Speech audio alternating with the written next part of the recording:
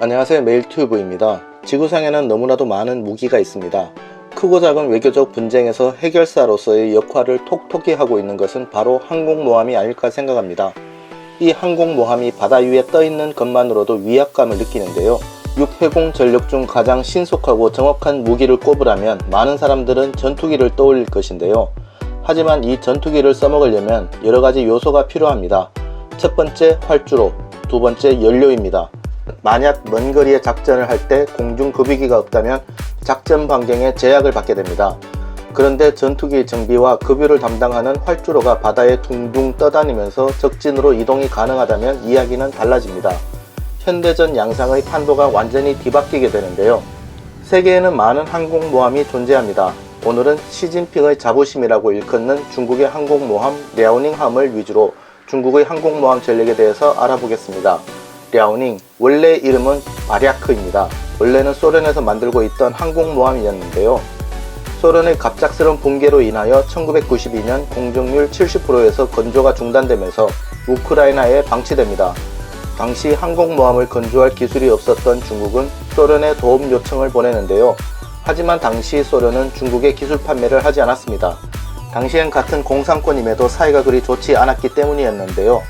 중국이 기술을 얻지 못해 두통을 일으키던 시절 마침 운 좋게도 소련이 붕괴해버립니다.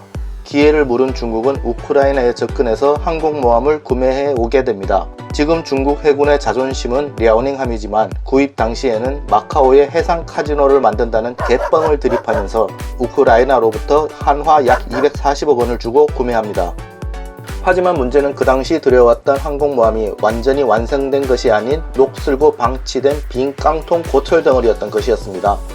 바랴크함은 1985년도에 기공된 매우 낡은 배였고 엔진도 없고 배를 운전할 수 있는 조타 장치도 없는 기본 골격만 있는 배였습니다. 이 배를 항모를 만들고 싶은 중국의 열망에 2002년 중국 다롄항에 도착합니다. 중국 다롄항까지 고철덩어리 항모가 들어오는 데만 17년의 세월이 걸렸는데요. 그리고 이 배를 완성시키는데 또 10년의 시간이 걸렸습니다. 건조 시기부터 계산해보면 27년, 즉 30여 년의 시간이 흐른 배인데요. 마침내 2012년 9월에 간신히 취역을 하게 됩니다. 당시 세계의 많은 군사 전문가들이 미국, 소련보다 항모 건조 경험도 없고 기술적으로도 한참 아래인 중국은 도저히 10년 안에 건조를 못할 것이라고 내다봤으나 러시아 기술자들의 도움으로 10년 만에 취역이 가능했습니다. 랴오닝함은 만재 배수량 6만 톤의 꽤 큰 군함인데요. 비행갑판 길이 총 304m, 폭이 73m나 되며 2600명의 승조원이 탑승할 수 있는 배입니다. 우리나라 독도함과 마찬가지로 함장은 대령 이상의 영광급 장교가 맡고 있습니다. 함재기는 26대, 대잠 헬기 26대, 조기 경보 헬기 4대, 대함 유도탄 12발, 대공 유도탄 192발을 실을 수 있는 엄청난 배입니다. 그러나 실제 성능에 대해선 의문이 많은 배로 문제가 상당히 많다고 합니다. 중국은 현재까지도 소련, 즉 지금의 러시아의 도움이 없었다면 자국 전투기나 항모를 건조할 수 없었다고 평가받는데요. 아직까지 중국은 이 분야에 대한 과학기술이 열악하다고 볼 수 있습니다. 쉽게 말해 본인들만의 노하우가 전혀 없다는 것인데요. 그리고 랴오닝의 공식적인 재원은 아직 미국 항모에는 절반도 못 미치는 수준이었습니다. 중국이라는 나라가 원래 뻥을 잘 치는 국가이지만 어쨌든 주변 국들에겐 충분히 위협적이긴 합니다. 랴오닝함의 예상 작전 활동 반경은 800km로 협소한 편인데요. 여기에는 몇 가지 이유가 있는데 미국의 경우 장거리, 장기간 작전을 위해 핵 추진 방식을 채택하고 있는데요. 랴오닝함은 디젤 추진 방식입니다. 즉 24시간 내도록 기름을 소모해야 배가 움직일 수 있습니다. 그렇기 때문에 해상에서 장기간 작전이 불가능하고 원양 작전 시 상당한 불리함을 가지고 있습니다. 원양 작전을 하려면 반드시 급유선을 데리고 다니거나 항구에 정박해서 재급유를 받아야 하는 것인데요. 반면 미국의 항모들은 핵 추진 연료를 사용하기 때문에 엔진 추진 에너지가 거의 무한에 가깝습니다. 수리나 보급 이외에 급유의 문제로 항구에 정박할 일은 없습니다. 또 다른 문제는 랴오닝의 비행갑판이 스키점프 방식이라는 점입니다. 짧은 활주로에서 항공기를 날게 하기 위해서는 양력이 필요합니다. 이 양력을 많이 주기 위해서 갑판 끝부분을 스키점프대처럼 만들어 놓았습니다. 반면 미국은 캐터펄트 항공기 사출 장비를 사용합니다. 고압의 전기를 이용해 항공기의 전방 랜딩 기어에 힘을 가해서 기체를 비행갑판 밖으로 날려버리는 것인데요. 새 총의 고무줄을 뒤로 당겼다가 놓았을 때 반작용으로 돌멩이가 튕겨나가는 것과 비슷한 원리입니다. 이 힘으로 항공기는 순식간에 정지 상태에서 시속 500km 이상의 속도로 가속되며 이함시 충분한 양력이 형성됩니다. 그에 따라 무장과 연료를 넉넉히 탑재할 수 있게 됩니다. 랴오닝과 같은 스키점프 방식은 많은 제약이 있습니다. 미국의 항모에 있는 캐터펄트 같은 시스템이 따로 없기 때문에 전투기 이함시의 양력을 받기 위해 항모는 맞바람을 맞으며 전속력으로 항해해야 합니다. 그래야 떠오르는 항공기에 양력을 조금이라도 더 줄 수 있으니까요. 그리고 캐터펄트 방식에 비해 항공기에 턱없이 부족한 추진력을 주게 되어 항공기에 탑재되는 무장과 연료 또한 절반으로 줄어들게 됩니다. 중국이 미국 항공모함을 따라잡으려면 결국 이 증기압 캐터펄트를 개발해야 한다는 것인데요. 이것은 아직 러시아도 해결하지 못한 문제입니다. 현재 증기압 캐터펄트 항모를 운영하는 국가는 프랑스와 미국 둘뿐입니다. 이것으로 볼 때 중국의 항공모함은 아직 미국은커녕 프랑스에도 못 미친다고 볼 수 있겠죠. 그렇다면 증기압 캐터펄트가 뭐 그리 대수냐? 이런 의문이 생길 수도 있을 텐데요. 캐터펄트가 중요한 이유, 첫 번째는 조기 경보기입니다. 현재로선 스키점프대 방식으로는 조기 경보기를 이룩시키지 못합니다. 만약 할 수 있다 해도 상당히 어렵습니다. 반면 미국의 캐터펄트식 항모는 조기 경보기를 아주 쉽게 날려보내죠. 조기 경보기는 하늘의 지휘 통제실입니다. 꽁 대신 닭이라고 중국은 대신 조기 경보 헬기를 운영 중이긴 하지만 작전 반경을 따졌을 때 상대가 되지 않습니다. 두 번째, 소티의 수행 능력입니다. 소티란 항모에서 발진된 전투기가 임무 완수 후 다시 항모에 착함하는 것을 말합니다. 이것을 한번 수행했을 때를 1소티라고 하는데요. 이 소티를 얼마나 많이 돌릴 수 있느냐가 항모에서 가장 중요한 전략이라고 할 수 있습니다. 적보다 빨리 더 많은 항공기를 투사시키는 게 핵심이니까요.